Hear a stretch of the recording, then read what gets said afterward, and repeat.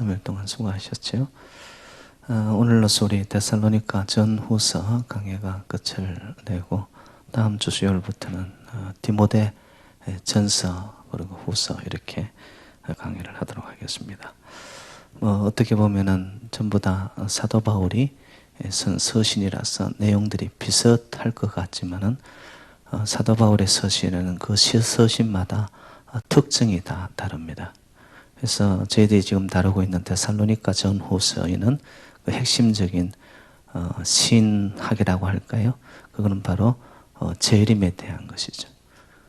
그래서 언젠가는 second coming, 그렇게 이 땅에 오신 예수 그리스도, 그분이 우리를 위해 죽으셨고 죽으신 후에 rising up, 다시 부활하셨고 부활하신 그 주님은 승천하셨고 ascending, 그죠? 그리고는 너희가 보는 그대로 내가 다시 오리라. second coming, 다시 오실 예수 그리스도.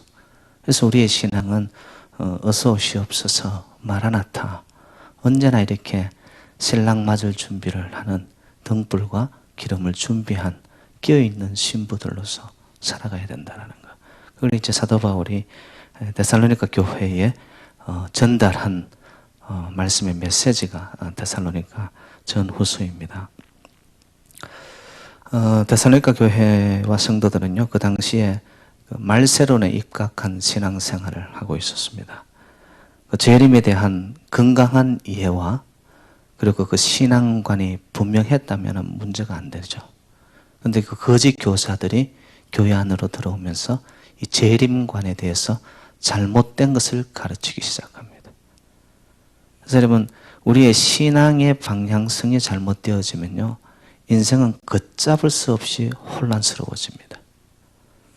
우리의 삶 속에 생각 하나가 잘못되어지면 그 생각은 바꾸면은 괜찮아요. 근데 우리 신앙관이라는 것은요, 이게 한번 엇길로 나아가면 돌아오기가 굉장히 힘이 듭니다. 그래서 그걸 염려한 사도 바울이 데살로니가 교회의 성도들을 향하여 사랑하는 마음으로 너희들이 그래서는 안 된다. 올바른 재림관을 가져야 되고 너희들이 잘못된 신앙관을 가지고므로 인해서 너희들이 보니까 생활 속에서 게으르고 성실함이 없어지고 그러면서 인생의 자포자기식으로 흘러가는 너희들을 보니까 내 마음이 너무나 아프다. 그러면서 이제 사도 바울이 오늘 데살로니가 후서의 마지막 당부를 하는 거죠. 근데 이 마지막이라는 그 의미는 언제나 보면은 참 강하게 다가오죠. 근데 이 마지막이라서 그런지는 모르지만 사도 바울이 데살로니가 교회 성도들 그리고 교회를 향하여 굉장히 단호합니다. 그리고 솔직합니다. 그리고 그의 마음속에 담담함이 있습니다. 조금도 주저하지 아니하고 그들을 너무 사랑하고 올바로 가야 된다는 것을 알기 때문에, 그래서 앞뒤 재지 아니하고 그들에게 해야 할 말을 명확하게 오늘 본문 속에 당부를 하고 있더라는 거죠. 그래서 6절 말씀에 보면 게으르게 행하고 우리에게서 받은 전통대로 행하지 않는 모든 형제에게서 떠나라라고 이야기합니다. 여러분, 이거 어떻게 보면 좀 심한 말 같이 들리죠.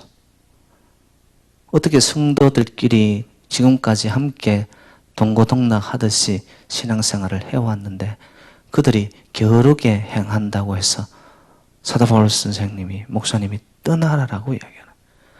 여기서 떠나라는 말은 의미는 뭐냐면은 그들이 교회 안에서 잘못된 것을 행위로 나타내기 때문에 그들을 다른 말로 표현하면 출교시키라는 겁니다. 출교.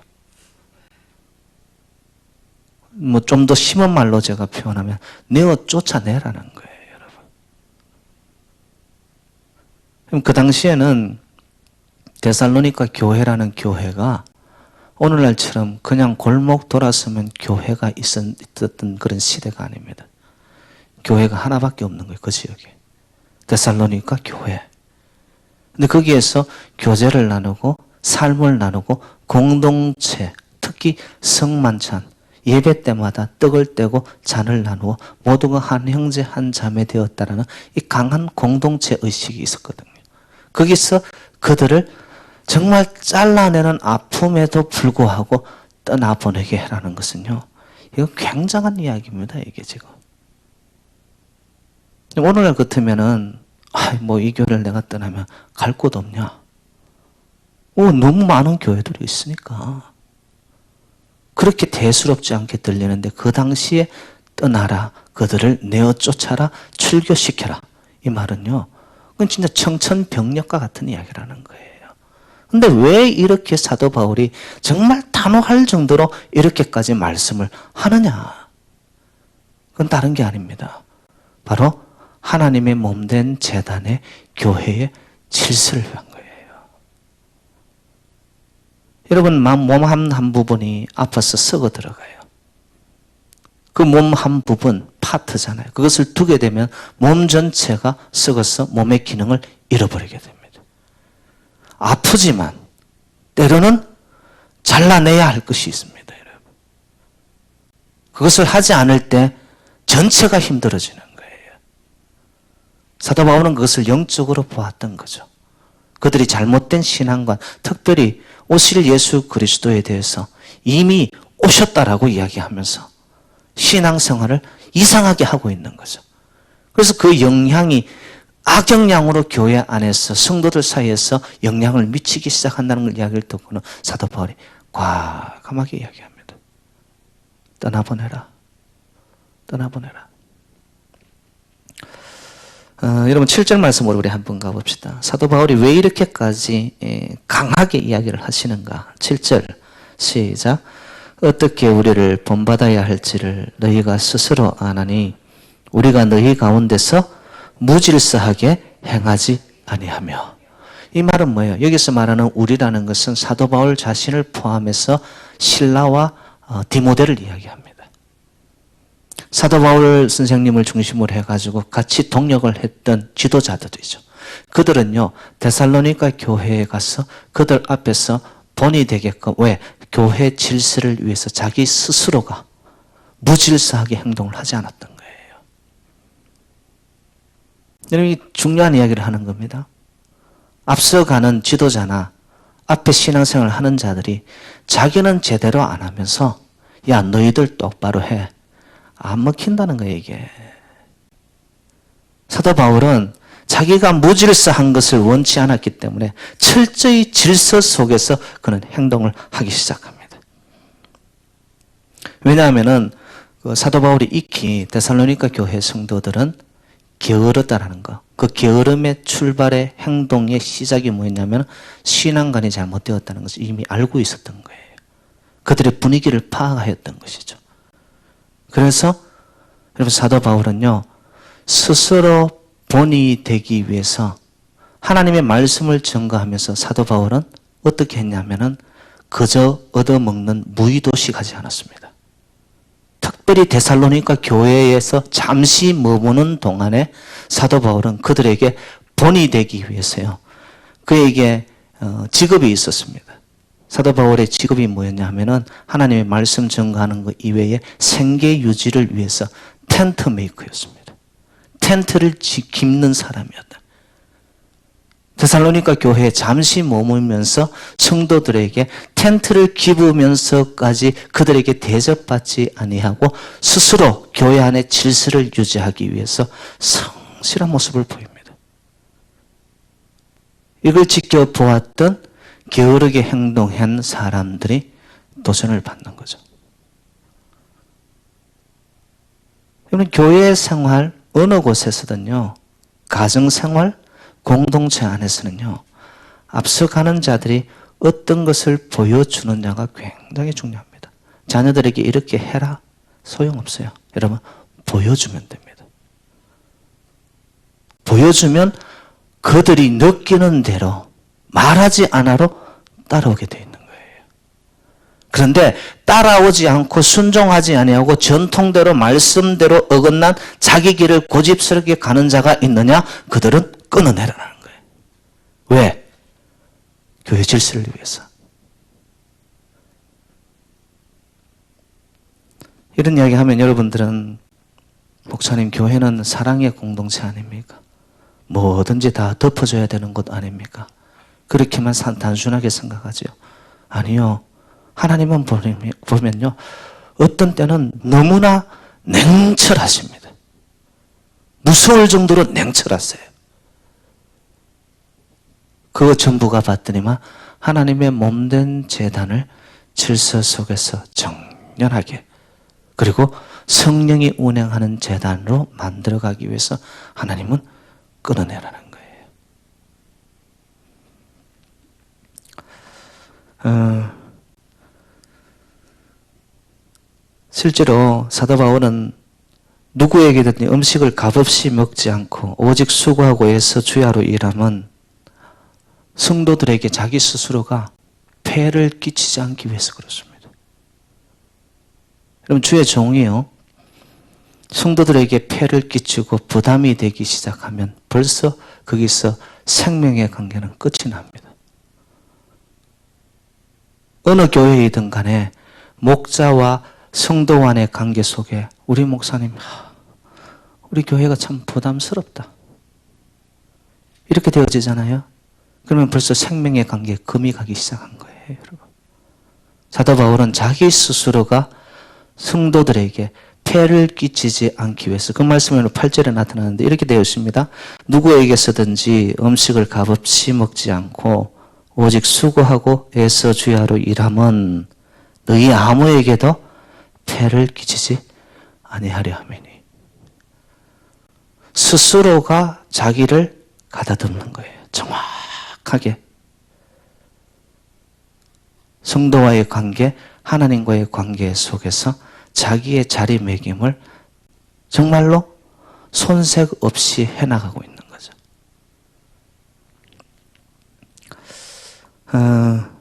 그렇게 어떻게 보면 좀 냉철하고 냉정하다고 할 정도로 하는 이유가 뭐냐면은, 그렇게 함으로 자기의 모습이 성도들에게 비추어져서 스스로 본이 되게 하기 위해서 그렇습니다. 이렇게 너희들도 살아야 된다라는 거죠. 여러분, 사실 주의 종으로 어디 가든지 대접을 받을 수 있는 충분한 권리를 가지고 있습니다, 사도 바울은. 그리고 특별히 여러분 아시잖아요. 다른 교회들로부터, 분립교회든 고린도 교회든 사도 바울이 가는 전도 여행을 떠날 때 그들은 선교 헌금을 보내었습니다. 실질적으로 금전적인 도움을 받았고요. 그리고 가는 곳마다 사도 바울은 대접을 융성하게 받았습니다. 그런데 왜 데살로니가 교회에서는 그것을 정확하게 끊었을까요? 데살로니가 교회가 안고 있는 문제가 있었기 때문에 그런 거죠. 그렇게 교회마다 다른 상황들이 있다는 것을 주의 종이 알고는 거기에 맞게끔 사도 바울이 지혜롭게 행동을 하는 거예요. 스스로 교인들에게 본이 되기 위해서 자기 자신을 가다듬는 거죠. 그리고 10절 말씀에 이렇게 표현을 합니다. 게으르게 누구든지 일하기 싫어하거든 먹지 마라 라고까지 이야기합니다. 이거는 도덕적인 차원에서 이야기하는 것이 아니라 너희들의 잘못된 신앙관이 그런 식으로 하나님이, 예수님이 다시 오셨다라고 믿고 너희의 지금의 자리, 해야 할 일들을 손 놓고 있는 너희들 그런 식의 신앙생활을 하려면 아예 먹지 말라는 거예요. 먹지 말라는 거예요. 목사님들처럼 여러분 대접받는 직업은 없을 겁니다. 또 그것을 너무 당연시 해가지고 성도들이 대접할 때 보면은 음식점에 이렇게 가서 비싼 음식을 그냥 거침없이 시키는 눈치도 없는 목사님들 보면 저는 좀 언짢아요. 예. 저는 그 정도 눈치는 있거든요. 근데 실제로 대접을 하는 성도들은요, 그런 음식을 1년 내내 가봐야 자기 돈 내고 한 번도 먹을까 말까 하는 그런 자리예요. 여러분, 성도님들이 이렇게 혹간 목사님을 대접합니다. 저를 말하는 게 아니라 목사님들 대접할 때 음식점에 가면 흔히 하시는 말씀 이렇게 합니다. 목사님, 아무거나 주문하십시오. 이러면 아무거나. 그때 그 말이 아무거나 주문하라는 말이 아무거나 막 하라는 게 아니에요, 여러분. 잘 알아들어야 되거든요.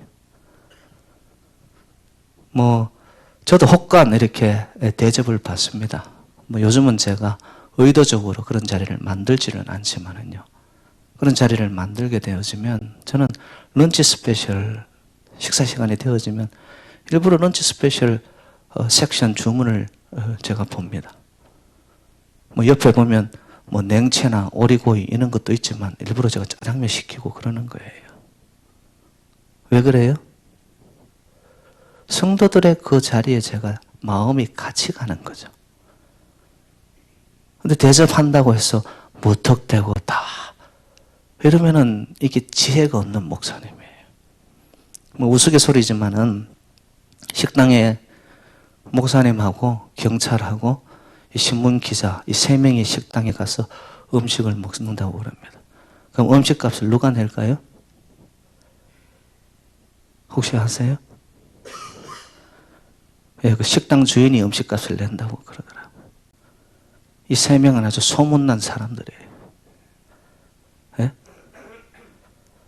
저는 이런 우스갯소리지만은 이런 이야기를 들을 때 거의 과히 유쾌하지 않습니다. 왜냐? 여러분, 그런 자리가 당연시 여기게 되어지면은 삶의 관계가 힘들어지기 시작하는 거예요. 대접을 한번 받았으면 여러분, 다음에 갈 때는 내는 거예요. 저도 내야죠, 당연히. 저 자랑하는 것이 아니고요. 여러분, 관계라는 건 그런 겁니다. 특별히 사도 바울은 이 데살로니가 교회의 분위기를 파악한 거예요. 명확하게 면밀하게 그 흘러가는 흐름들을 사도 바울이 딱 캐치하고는 자기가 어떻게 행동해야 될 것인지 그 행동함을 통해서 성도들에게 비춰주는 본이 되더라는 거죠. 자기가 솔선수범하는 거예요. 솔선수범. 무의도식하며 거식하며 돌아다니면서 대접만 받는 그런 것이 아니고 그때그때마다 자기가 어떻게 행동을 해야 되고 어떤 식으로 목회를 해야 되고 이런 것이 하늘로부터 지혜를 받아야 되는 거죠. 사도 바울은 바로 그런 사람이었다는 것이죠.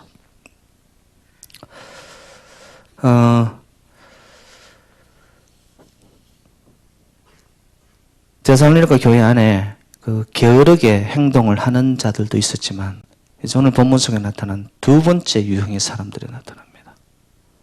일만 안 하면 좋은데 일을 안 하면서 일을 만드는 사람들이 있었다는 거예요. 11절로 한번 가봐요. 11절 시작. 우리가 들은즉 너희 가운데 게으르게 행하여 도무지 일하지 아니하고 일을 만들기만 하는 자들이 있다 하니. 제가 물어봅니다. 여러분, 성도님들 가운데 교회 안에 일하는 사람이 있는가 하면 일만 만드는 사람이 있어요, 없어요? 솔직하게 이야기하세요. 있지요? 예, 있어요. 있습니다. 반드시 있어요, 여러분. 정말이지 교회를 하는데 보면 어떤 이들은요, 몸 아끼지 않고 헌신하는 일꾼들이 있는가 하면 관람만 하는 성도들이 있어요. 뒷전에서 이렇게 지켜보다가 수다 떨고 남 욕하고 없는 일을 만들고 떠벌리기만 하다가 꼭 일을 만드는 자들이 있습니다. 그런 자는 오히려 가만히 있는 게 도와주는 자들이에요. 그런 자들을 통하여서 공동체의 분위기가 어떻게 될까요, 여러분? 없는 이야기도 들리기 시작해요, 그냥. 그런 시기에 되어지면은 우리가 하나님 앞에 서는 그날 우리는 결국 전부 다 저울질로 해서 여러분 하나님 앞에 심판을 받거든요. 뭐 있는 동안에는 그게 잘했다 못했다 그 누구도 말하지 않아도 좋아요. 근데 언젠가 우리의 인생은 뭐예요? 한 번은 하나님 앞에 서야 되잖아요. 돌아가는 거 아닙니까? 끊임없이 이 땅을 내 마음대로 다 질주하듯이 살 수 있는 사람이 있어요? 하나님 호출하면 어느 순간 가야 되는 것이 우리 인생이구만. 무엇이 지혜롭냐 이거예요. 지금 사도 바울이 말하는 거는 일만 만드는 너희들 이거는 참 불행 중 불행입니다. 신앙생활을 하면서 교회 안에 있으면서 이상하게 자기 스스로도 덕이 안 되고 모든 이에게 아픔을 주는 자가 되어진다면 신앙생활 왜 하는 거예요 이게? 교회 왜 나오는 거냐고 이게. 여러분 이건 심각한 이야기거든요. 이런 자들을 향하여 지금 사도 바울이 어떻게 말합니까? 한마디로 일침을 합니다. 있으려거든 조용히 일해라라고 그럽니다. 여러분 11절로 한번 가봅시다. 11절.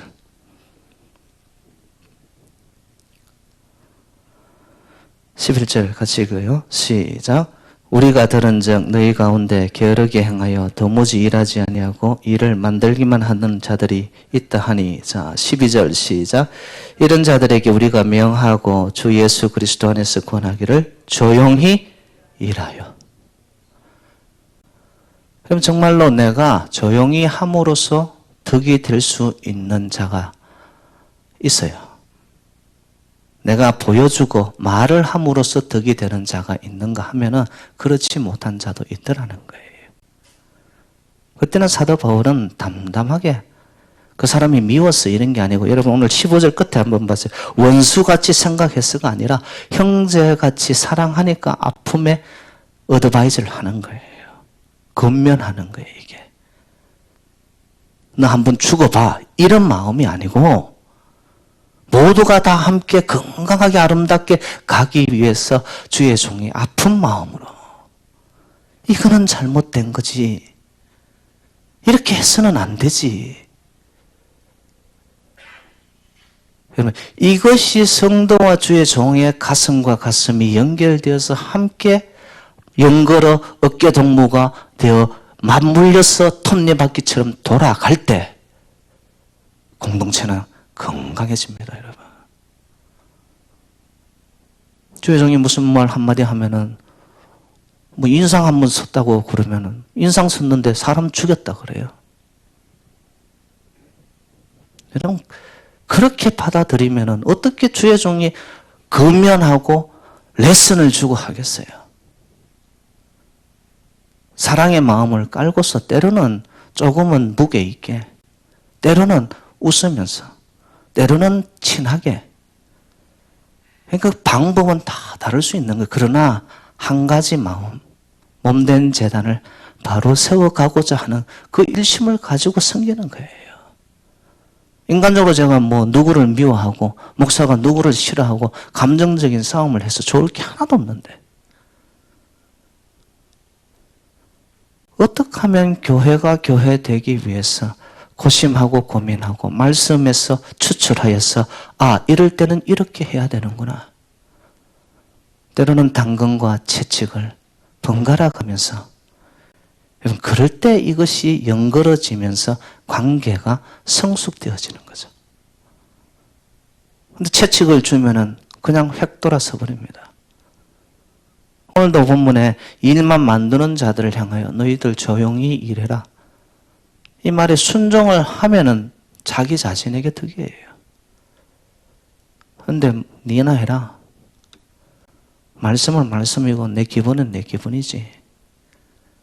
만약에 이런 관계가 되어지면 여러분, 교회 안에서는 건강도 그렇고요, 관계도 그렇고요, 항상 어긋지게 되어집니다. 삐그덕거립니다. 마지막으로 사도 바울이 부탁하는 당부의 말씀은 13절입니다. 우리 13절 다 같이 한번 읽어보겠습니다. 13절 시작. 형제들아 너희는 선을 행하다가 낙심하지 말라. 여기서 말하는 선이라는 것은 영어 성경에 보니까 right thing으로 나와 있습니다. 옳은 일, 바른 일, 하나님이 기뻐하는 일. 여러분 저희들이요 신앙생활 하면서 하나님 일 하다가 낙심해서 자빠지는 경우는 한두 번이 아닙니다. 좋은 일을 하는데, 선한 일을 하는데 하나님을 일을 하다가 서로 시험 들어가지고 치고받고. 사도 바울이 이야기합니다. 정말 당부하고 마지막 이 가슴 아픈 마음으로 당부하기를 선한 일을 하다가 낙심하지 말라. 낙심하지 말라.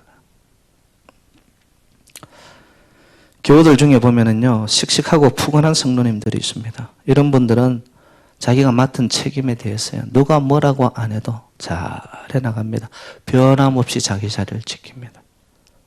그리고 아름다운 열매를 맺어갑니다. 근데 어떤 분들은 보면은 조금 하다가 그냥 나 안 해요 이래버립니다. 저 사람 때문에 못하겠어요. 저 사람들이 못하겠어요. 그렇게 표현해요. 저 사람 때문에 못해 먹겠어요. 이래 나옵니다. 여러분, 하나님의 일을 하다가 좀 감정적으로 그런 것이 서로가 안 맞다. 코드가 안 맞다. 저 사람은 내 스타일이 아니다. 이런 걸로 인해서 하나님의 일을 하다가 그 인간적인 관계 속에서 온 아픔 때문에 하나님의 일을 저버려요. 하나님 앞에 섰을 때 무슨 상급이 있겠습니까? 선한 일을 하다가 끝까지 우리의 믿음의 경주를 완주하여서 그 선한 열매들을 맺어가야 되잖아요. 근데 낙심합니다. 못하겠다. 전부 이런 경우들은 마음이 낙심해서 그런 거죠. 여러분, 뭐 인생 사례도 그렇지만 신앙생활도 저는 그렇게 믿습니다. 마음먹기에 달려 있습니다. 정말 넘지 못할 어려운 일이라 할지라도 내가 믿음을 가지고 초주일간 주님 가신 그 길 저도 동참하겠습니다. 한 마음을 가지고 내 마음을 세워가는 자는요, 어떤 어려움이 닥쳐 오더라도 그것을 이겨나갑니다. 근데 누가 보더라도 객관적으로 별 문제 아니에요. 별 문제 아니에요. 저거는 이지고잉이에요, 그냥. 근데 내 마음이 벌써 딱 틀어져 있는 거예요. 낙심되어서. 그런 경우는 얕은 산도 못 넘었습니다. 마음먹기에 달린 거예요, 이 마음먹기에. 저와 여러분들은 하나님 맡겨진 일에 정말로 주님 앞에 서는 그날까지 첫 풋대를 향하여서 달려가노라. 여러분의 믿음의 경주에 정말 완주할 수 있기를 주님의 이름으로 축원드립니다. 거기에 열매가 있고 거기에 하나님 앞에 칭찬이 있는 거죠. 주의 일을 하다가 낙심되는 경우들을 제가 좀 구체적으로 지금까지 저의 목회 여정을 뒤돌아보면서 한 몇 가지를 정리를 해봤어요. 여러분 한번 들어보시기 바랍니다. 첫 번째는 보면 열심히는 하는데 자기가 해온 믿음의 생활에 결실과 열매가 없을 때 낙심합니다. 그런데요, 제가 드릴 수 있는 분명한 사실은 선한 양심과 하나님이 기뻐하는 일을 해갈 때요, 우리 인생 속에 열매가 안 맺힐 수가 없어요. 그런데 내가 한다고는, 하나님의 일을 한다고는 했지만 내 안에 자기중심적 인간 본의적인 생각을 가지고 하게 되어지잖아요. 열매는 반드시 나타납니다. 어떤 모습으로? 안 좋게 맺혀져야 합니다, 여러분. 하나님의 일은 하나님의 뜻을 따라 하나님의 방법으로 해나갈 때에 결실과 열매가 이루어지게 되어집니다. 그게 교회의 생명입니다, 여러분. 끼리끼리 사람 으쌰으쌰 아니에요. 여러분, 지금까지 신앙생활을 한번 정확하게 잣대를 한번 여러분 스스로가 이 당뇨 있는 분들 이 종이 체크 갖다 대듯이 내 신앙생활에 한번 갖다 대보세요. 내가 하나님 중심으로 신앙생활을 해왔나? 자기 중심으로 신앙생활을 해왔나? 두 번째, 앞서간 선배들이 본을 안 보여줄 때 뒤따라가는 성도님들이 낙심하고 맥이 빠집니다. 신앙생활 오래 했는데 보니까 아직도 젖먹이 신자예요. 올려줘야 되고 칭찬해야 되고 언제나 잘했다 박수 쳐줘야 되고, 이런 모습을 보면 뒤따라가는 후배 성도님들이 맥 빠집니다. 오늘 사도 바울처럼 스스로가 본을 보여줄 수 있는, 자기가 못 먹어도 생업터에서 땀을 흘려 이렇게 살아가는 것이 하나님이 기뻐하는 기뻐하는 신앙관이고 우리의 삶의 성실관이다라는 것을 보여줄 수 있는 그런 것이 앞서 있을 때 우리는 크게 영향을 받아서 따라가는 거예요. 세 번째, 남이 시기하고 오해했다는 생각이 들 때 정말 낙심됩니다. 나는 순수하고 정말 기쁜 마음에서 열심히 교회 일을 합니다. 근데 주변에서 누군가가 저 사람 뒤에 대고 한마디 던져요. 저 사람 저 장로 되려고 저러고 있어. 저 근사해 먹으려고 지금 저러고 있어. 그럼 그 한마디에 모든 것이 사라져 버립니다. 열심히 하려고 하는 마음, 순수한 것은 순수한 대로 우리가 바라봐 줘야 되는데 꼭 그렇게 말을 하는 사람들이 있어요. 목사님을 좀 극진히 대접하고 정말 주의 종으로 섬기는 마음으로 해줬는데 주변에서 이야기합니다. 저 인간은 말이야. 목사님 가까이 가서 목사님 점수 따려고. 목사 점수 따서 뭐 합니까, 여러분? 하나님 앞에 점수 따야죠. 여하튼 일을 안 하는 사람들이 일 만드는 데는 최고이고 타고난 사람들이 있습니다. 그런 말 한마디에 순수함으로 일하는 사람들은 순식간에 모든 열심히 사라져버립니다. 그런 경우에 낙심합니다, 여러분들. 네 번째는 남에게 이용당하고 속았다는 느낌이 들 때 모든 거 손 놓고 싶어. 하고 싶지 않아요.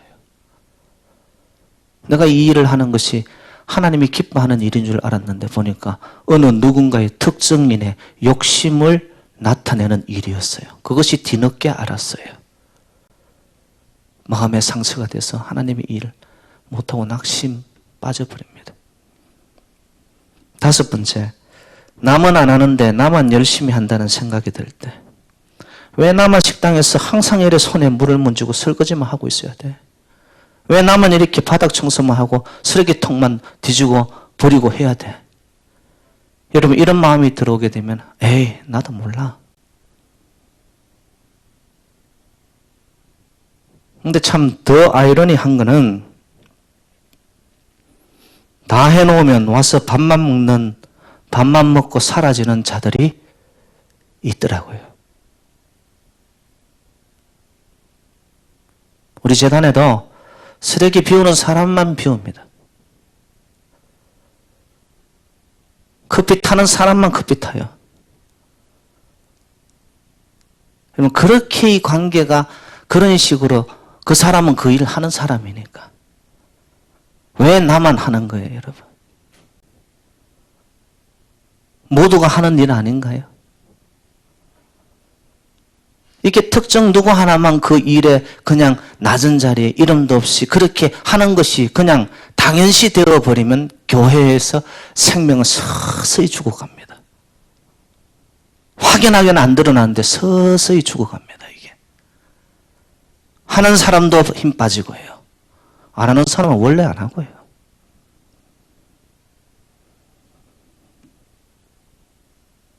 여섯 번째, 선한 일을 하는데 실패와 실수가 두려울 때 낙심합니다.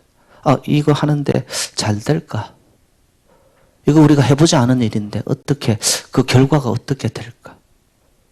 실패, 실수 앞에 두려움이 먼저 들어오는 거예요. 그럴 때 마음이 딱 닫혀 낙심이 되어 무게에 얹혀져서 하지를 못합니다. 시작을 못합니다. 이럴 때 우리에게 필요한 것이 믿음이거든요.